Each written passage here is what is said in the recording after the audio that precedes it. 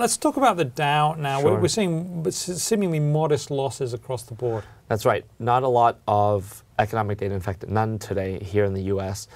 We had some deal action. The Dow down, there's the big board, down about 3.6 points. I mean, basically unmoved, 0.3%. But the other thing we have to keep in mind is Friday, all of the major indexes. NASDAQ down less than a point there. Right, the NASDAQ, and the S&P. The S&P, I think, was pretty unmoved. Yeah, down 1 point, nothing. Sorry, right. You were saying? All of those indexes basically stopped just short of where they were earlier this year in early May.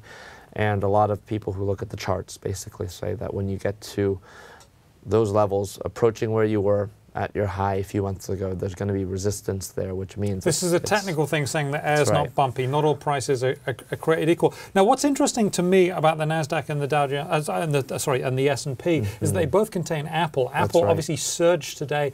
That must mean that everything else did really quite badly.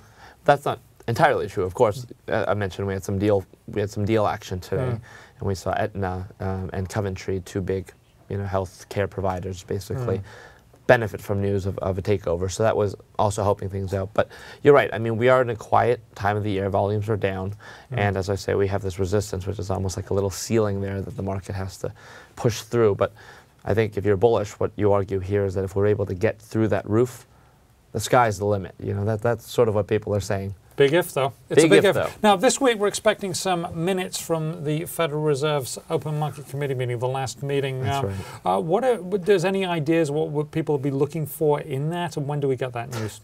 Well, there's only one thing people are looking for, and that's evidence that Ben Bernanke is moving closer towards easing.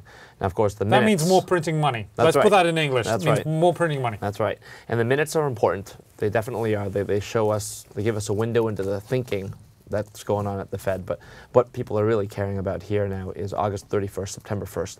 That's when Ben Bernanke gets in front of a microphone again and speaks to the public about whether or not he's ready to go ahead with another round. And that one will be very real time. Minutes here, a little backward looking.